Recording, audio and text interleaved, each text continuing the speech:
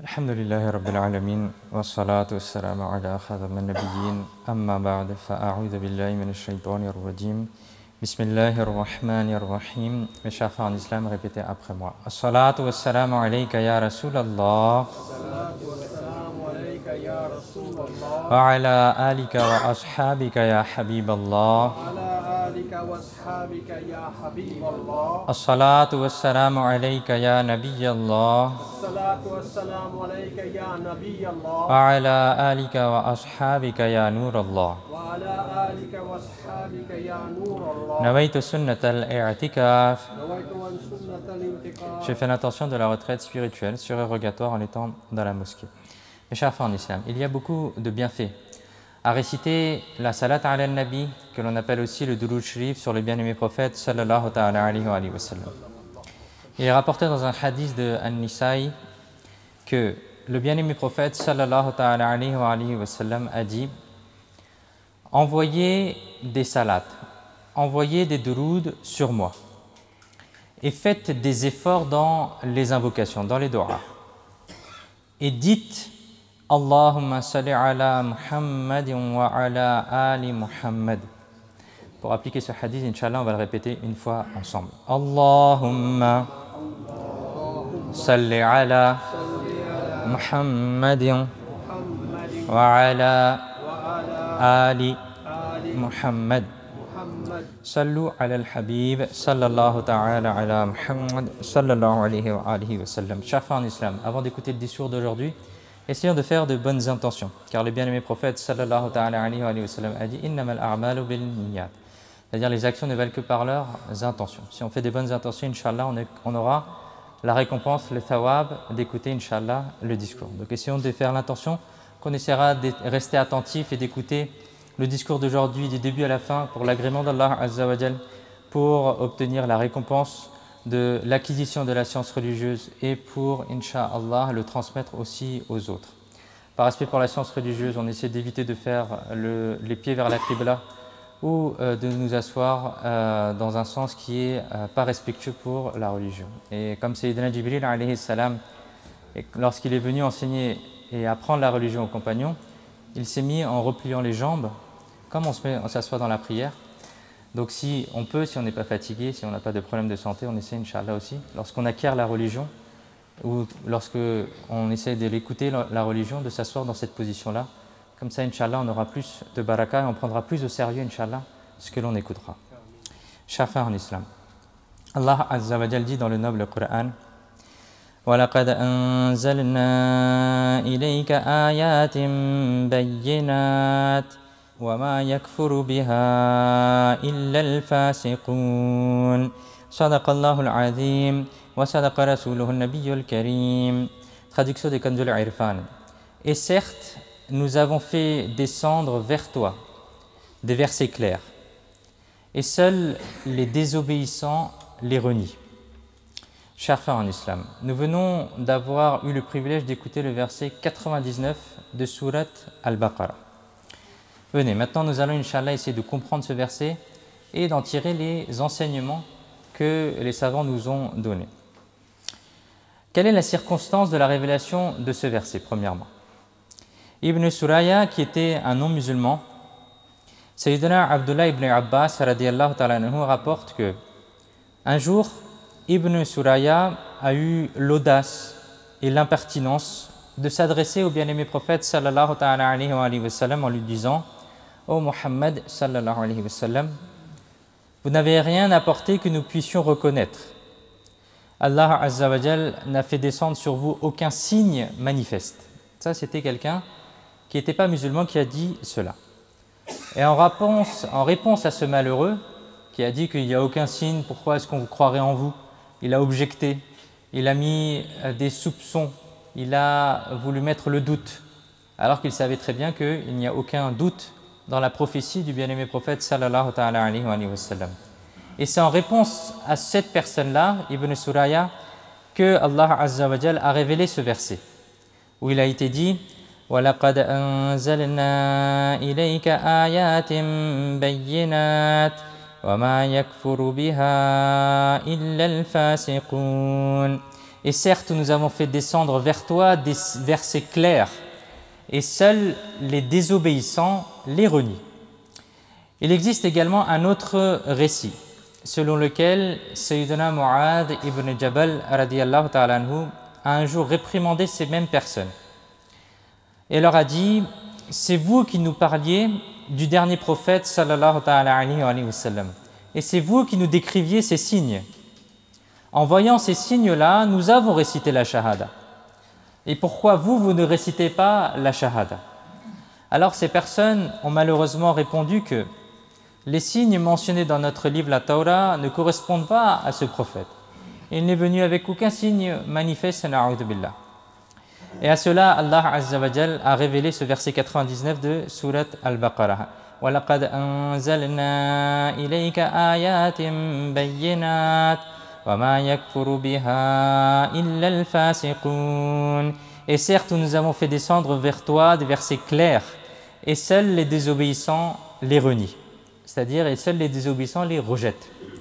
Le sens et la signification sont les suivants: que, ô bien-aimé, sallallahu ta'ala alayhi wa sallam, ô mon habib, nous avons révélé sur vous de nombreux signes évidents, si clairs qu'aucun ne peut avoir l'audace de les renier ou de les rejeter. Seuls ceux qui possèdent une nature corrompue, par pure hostilité, pour vouloir s'opposer, osent les rejeter. Chers frères en islam, avant de méditer sur le verset sacré, réfléchissons à cette parole pleine de foi et d'amour, qui est que nous avons entendu les circonstances de la révélation de ce verset, qui était que Ibn Suraya et d'autres personnes disaient qu'aucun signe évident, aucun signe clair n'était parvenu à Sayyidina Muhammad sallallahu ta'ala alayhi wa sallam. Alors Allah Azza wa Jal a répondu à leur objectif. Mais regardons la perfection, le kamal. La parole s'adresse à qui? Elle ne s'adresse pas à ces personnes. Elle ne s'adresse pas à Ibn Suraya et à ces autres personnes qui reniaient la prophétie du bien-aimé prophète sallallahu ta'ala alayhi wa sallam. Allah Azza wa Jal n'a pas dit: ô Ibn Suraya, nous avons fait descendre de nombreux signes. Il n'a pas dit cela. Mais Allah Azza wa Jal s'est adressé à qui? À son bien-aimé prophète sallallahu ta'ala alayhi wa sallam. Ô mon bien-aimé sallallahu ta'ala alayhi wa sallam, nous avons fait descendre sur toi de nombreux signes évidents, de nombreux signes clairs, ou pour qu'il n'y ait aucun doute sur toi. C'est une question à méditer et à comprendre. Allah Azza wa Jal a fait descendre des signes évidents, des signes clairs. Allah Azza wa Jal les a révélés à son bien-aimé sallallahu ta'ala alayhi wa sallam. Et le bien-aimé prophète sallallahu ta'ala alayhi wa sallam savait que ses mains bénies sont un miracle, son regard béni est un miracle. Vous saviez que votre langue bénie est un miracle, vos pas bénis sont un miracle. Vous saviez que votre Seigneur vous a créé des cheveux bénis de votre tête bénie jusqu'aux ongles lumineux en tant que miracle tout entier. Vous saviez que le noble Coran tout entier est un miracle. Chaque verset du noble Coran est l'argument le plus manifeste contre toute la mécréance de ce bas monde. Vous saviez tout cela. Alors pourquoi Allah Azza wa Jal s'est-il adressé comme cela? Pourquoi a-t-il dit: ô mon bien-aimé, anzalna ilayka ayatim bayyinat, nous avons fait descendre vers toi des signes, des versets clairs? C'est une autre personne qui rejette, mais c'en est une autre à qui l'on s'adresse. Pourquoi? Quelle est la sagesse de cela? Allahu Akbar, quelle parole profonde d'amour. Lorsque les non-musulmans refusaient de croire, le bien-aimé prophète sallallahu ta'ala alayhi wa sallam voyait son cœur pur attristé. C'est-à-dire que le bien-aimé prophète sallallahu ta'ala alayhi wa sallam, qui est là en tant que rahmatul lil alamin, en tant que hidayah, en tant que guide pour les gens, il s'attristait que les gens n'acceptent pas le message, n'acceptent pas l'islam, ne récitent pas la shahada. Et lorsque Allah Azza wa Jal, au lieu de répondre à Ibn Suraya, c'est pourquoi Allah Azza wa Jal ne s'est pas adressé à Ibn Suraya, mais elle s'est adressée à son bien-aimé prophète sallallahu ta'ala alayhi wa sallam. Et ainsi il a été dit que, ô bien-aimé, ô Habib sallallahu ta'ala alayhi wa sallam, ce non-musulman malheureux n'est même pas digne qu'on lui adresse la parole ou qu'on lui accorde la moindre attention. Mais ne rendez pas votre cœur pur triste. Ne soyez pas attristés à cause de leurs paroles. Tournez plutôt votre regard vers les innombrables faveurs de votre Seigneur, le très généreux. Allahu Akbar. Chers frères en islam, voici deux enseignements. Tout d'abord, les prophètes précédents, alayhimu salam, faisaient eux aussi l'objet d'objections, l'objet de rejet, auxquels ils répondaient eux-mêmes. Ils répondaient eux-mêmes aux gens. Alors qu'ici, la particularité de notre bien-aimé prophète sallallahu alayhi wa sallam est que lorsque des non-musulmans émettent des objections, c'est Allah azza wa jal lui-même qui y répond. Allahu Akbar. Ça, c'est le premier enseignement. C'est-à-dire, Allah azza wa jal, il répondait directement aux non-musulmans qui objectaient, aux kuffars de l'époque qui répondaient et qui objectaient sans aucune raison valable. Le deuxième enseignement que l'on a, c'est que la réponse est donnée de manière si bienveillante que le discours, que la parole est adressée au bien-aimé prophète sallallahu alayhi wa sallam et que des réconforts sont offerts à son cœur pur. D'ailleurs, la première chose, c'est que la réponse, elle n'est pas donnée aux non-musulmans. Elle est donnée directement au bien-aimé prophète sallallahu alayhi wa sallam en guise de réponse à ces non-musulmans. Alors que les prophètes alayhi wa sallam précédents y répondaient eux-mêmes aux objections. Là, c'est le premier enseignement. Le deuxième enseignement que nous tirons, c'est que Allah azza wa jal répondait à ces non-musulmans pour rendre le cœur du bien-aimé prophète sallallahu alayhi wa sallam éloigné de la tristesse. Il est rapporté également qu'une fois, le bien-aimé prophète sallallahu alayhi wa sallam était assis et votre corps béni coulait avec du sang. À ce moment-là, Sayyidina Jibril alayhi salam s'est présenté et a dit: Ya Rasulallah, au messager d'Allah sallallahu alayhi wa sallam, que s'est-il passé? Comment se fait-il que vous saignez? Alors le bien-aimé prophète sallallahu alayhi wa sallam a répondu: les gens de Makkah ont commis des injustices. Sayyidina Jibril alayhi salam a dit: Ya Rasulallah sallallahu alayhi wa sallam, est-ce que vous voyez l'arbre devant vous? Appelez-le vers vous. Alors le bien-aimé prophète sallallahu alayhi wa sallam a appelé l'arbre qui était en face. Et alors l'arbre s'est immédiatement présenté à vous. Puis vous, sallallahu alayhi wa sallam, lui avez ordonné de retourner et l'arbre est retourné à sa place. Alors le bien-aimé prophète sallallahu alayhi wa sallam a dit: ô Jibril, cela suffit. Cela me suffit, pourquoi? Pour la consolation de mon cœur. Rapporté dans Ibn Majah. Chers frères en islam, ceci est le statut de notre bien-aimé prophète sallallahu alayhi wa sallam. Sayyidina Jibril alayhi salam souhaitait attirer votre attention sur une chose, qui est que, Ya Rasulallah, au messager d'Allah sallallahu alayhi wa sallam, lorsque vous appelez les arbres, même les arbres obéissent à votre ordre. Alors cela montre qu'aucune lacune, aucun manquement n'existe dans votre appel vers l'islam. La faute réside dans leur cœur aveugle qui reste incapable de comprendre et d'accepter l'islam. Et ce même ton se trouve également dans un autre verset, dans ce verset, dans Surat Al-Baqarah, verset 99, traduction: et certes, nous avons fait descendre vers toi des versets clairs, et seuls les désobéissants les renient. C'est-à-dire, ce n'est pas de votre faute, ya Rasulallah sallallahu alayhi wa sallam, mais c'est de la faute de ces gens-là qui n'acceptent pas le message ou qui ont un cœur qui est fait qu'ils ne peuvent pas accepter l'islam. C'est-à-dire, ô bien-aimé sallallahu alayhi wa sallam, ne laissez pas votre cœur s'attrister. C'est-à-dire, ô bien-aimé sallallahu alayhi wa sallam, ne laissez pas votre cœur s'attrister. Nous avons véritablement envoyé comme miracle incarné. La disgrâce, le déshonneur, le malheur vient de leur cœur. Et ces malheureux ne font que témoigner de leur infortune. Alhamdulillah, Allah Azza wa Jal a un immense amour pour son bien-aimé prophète sallallahu alayhi wa sallam. Cet amour est si grand que nul ne saurait aimer quelqu'un autant.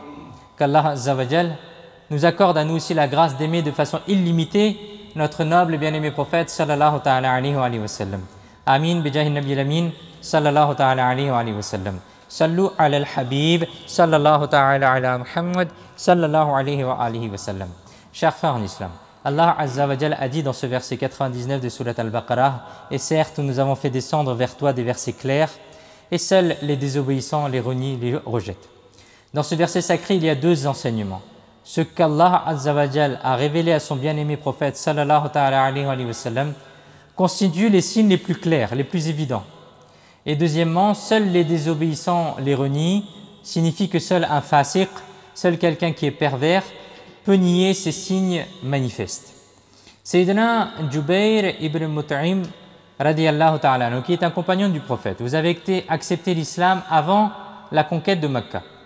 Vous habitiez à Madinatul Munawwara et vous êtes également décédé à cet endroit-là. Sayyidina Jubayr ibn Mut'im, radiyallahu ta'ala anhu, avait évoqué le récit de votre conversion à l'islam. Il dit que lors de la bataille de Badr, lorsque les non-musulmans de notre camp, qui n'étaient pas musulmans, ont été emprisonnés, je me suis rendu à Madinatul Munawwara pour discuter de ces prisonniers au nom des habitants de Mecca. Lorsque je suis arrivé, c'était l'heure de Maghrib. Et le noble et bien-aimé prophète sallallahu alayhi wa sallam dirigeait la prière du Maghrib. Sa noble voix se faisait entendre jusqu'à l'extérieur de la mosquée. Et vous, sallallahu alayhi wa sallam, étiez en train de réciter Surat At-Tur. Alors j'écoutais la récitation du Coran. C'était la langue bénie du bien-aimé prophète sallallahu alayhi wa sallam et la parole d'Allah azza wa jal. Pendant ce temps, vous, sallallahu alayhi wa sallam, avez récité le verset suivant de Surat At-Tur, versets 7 et 8. Certes, le châtiment de ton Seigneur va assurément se produire. Personne ne peut le repousser. En écoutant ce verset, il dit que mon cœur est devenu comme s'il allait éclater sur le champ.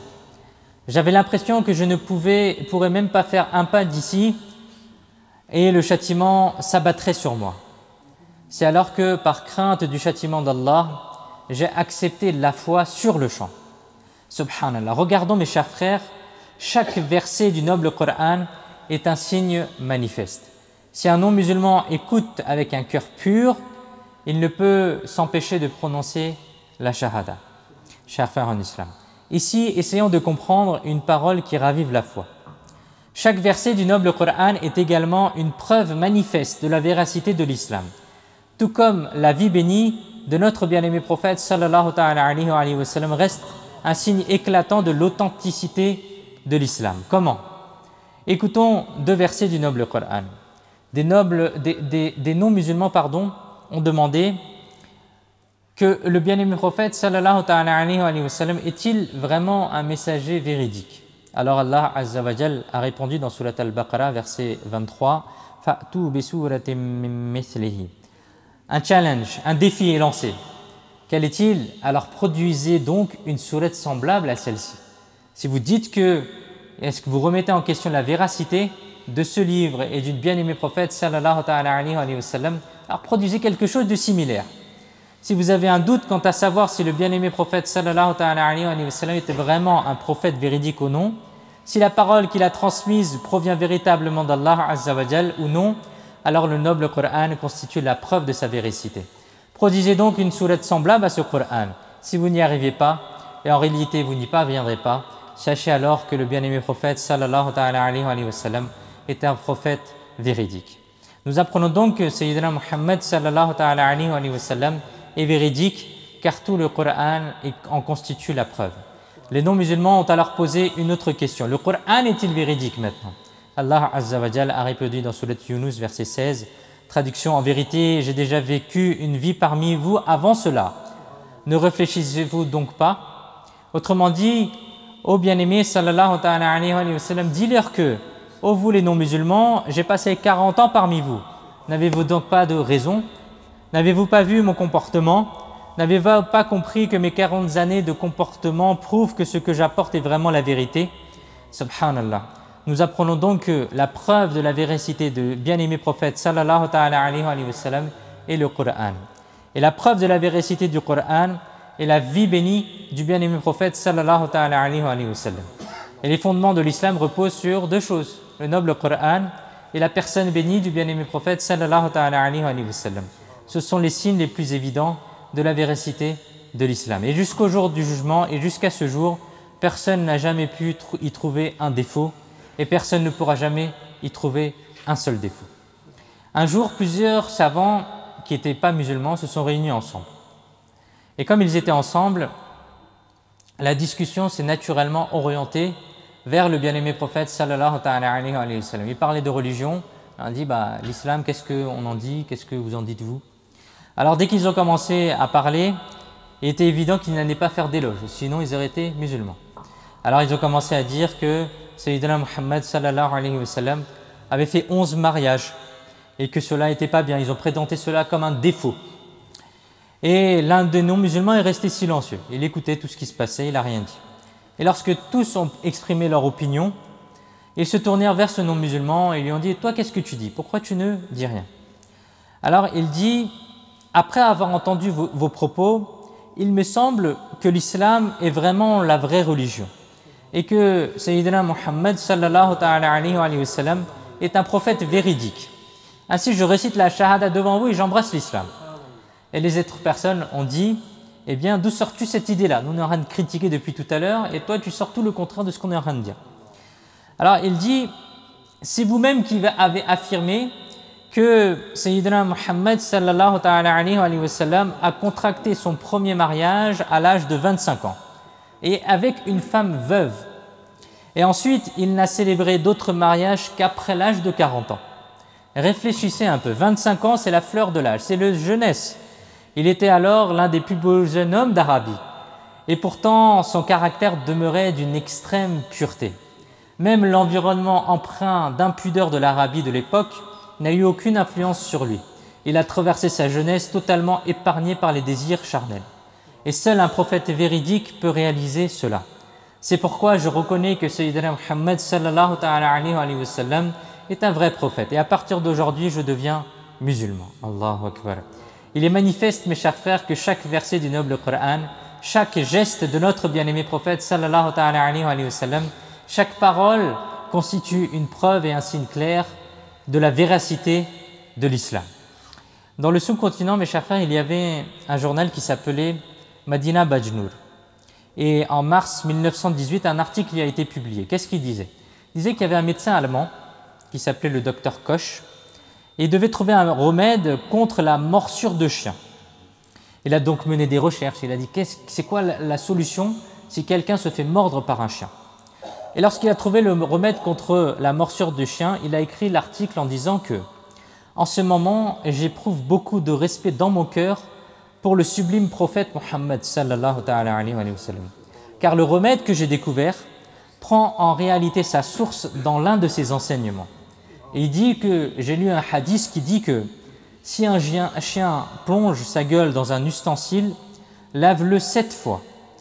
Lavez-le 7 fois, lavez-le 6 fois avec de l'eau et la 7e fois, frottez-le avec de la terre.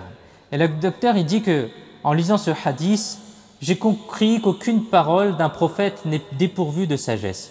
Si vous, sallallahu ta'ala alayhi wa sallam, avez ordonné de laver le récipient avec de la terre, cela comporte assurément une sagesse. Et il dit, j'ai mené des recherches et j'ai trouvé qu'en fait, il y avait une particule dans la terre qui faisait que la morsure de chien avait son remède dans la terre.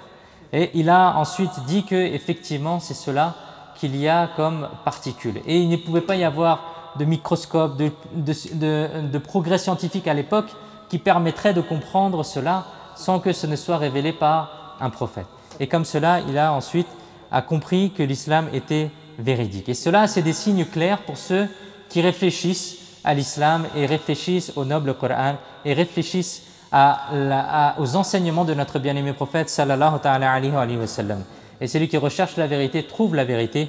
Et des siècles plus tard aussi, la science révèle ce que notre bien-aimé prophète sallallahu ta'ala alayhi wa sallam nous avait enseigné.